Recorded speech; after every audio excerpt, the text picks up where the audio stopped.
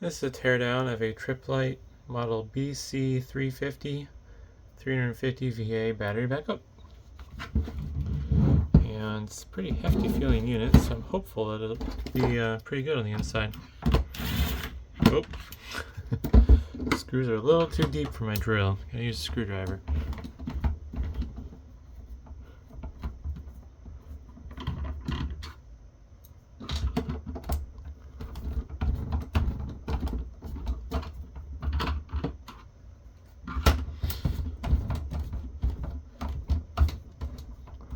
I'm real hopeful this one's going to have a pretty good sized battery in it based on its weight.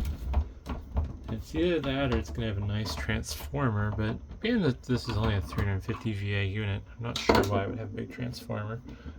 So hopefully I just lift this bottom up and everything comes with it. Or not comes with it, but falls out? I don't know. I think the top might actually come off. Huh. I don't know how this was intended to be opened. I guess top first makes more sense. Battery in this isn't too terrible. It's, I guess, normal sized for something this small, but yeah. It does have a nice transformer in it, though. Beefy. Woo.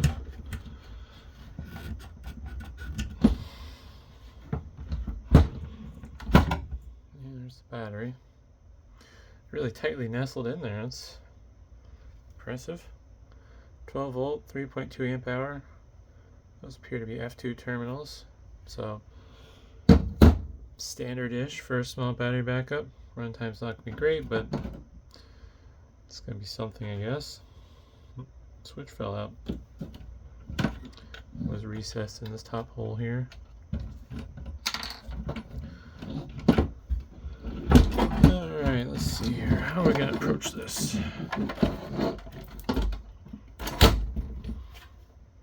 Bottom housing.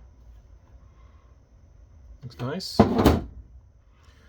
Here's the circuit board. Let's see if we can get some of these wires disconnected.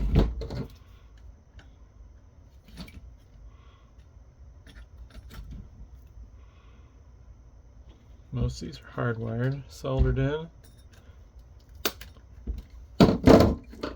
Just in case, even though it's very unlikely.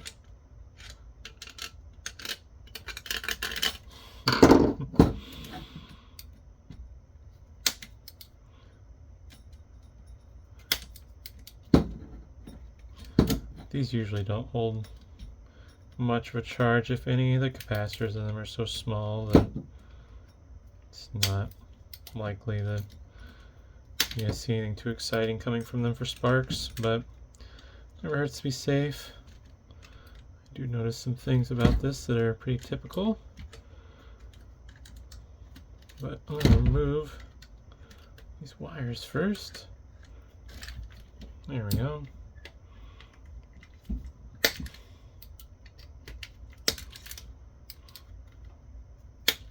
It's interesting, I have a jumper wire all the way across from there. Not sure why. It looks like it's same terminal point as the ground wire was on. So maybe they needed stronger grounding across the board. But yeah, I got some relays, MOVs. There's a thermal fuse in between the MOVs. Just looking pretty bog standard looking chip there, made by ST. It's an LM324N. Otherwise, there's no custom logic, it looks like. No, just standard chips.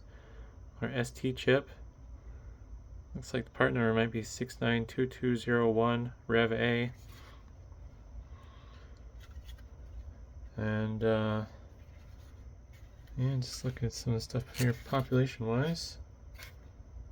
Some sort of weird transistor here. I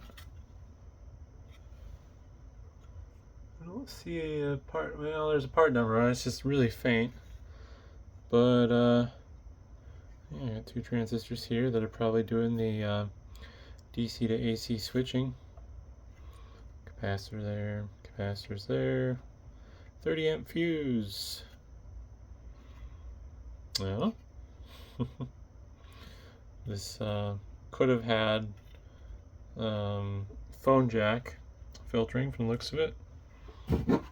No cutouts on this. It's an all-in-one molded piece, but I believe, yeah, those would have been phone jacks, and then you got the fusing and protection circuitry that would have been over here. Looks like maybe a serial port as well. Yeah, there's enough pins there. So some of this would have been support circuitry for the serial port, presumably. Well, I don't see where the chip would have gone for it. Yeah, pretty typical. Nice little transformer here, and then these outlets are just your normal press fit pieces of brass that were pushed into little plastic grooves. Got some separation here, so some of this was surge protected and some of it was surge protected and battery protected, which is pretty typical for these smaller UPSs. They don't have enough power to run that many outlets, so you pick and choose which ones you want just protection on and which ones you want battery backup and protection on. But yeah, overall, actually pretty nice. I like this. It's pretty impressive. But hopefully that's interesting, and thanks for watching.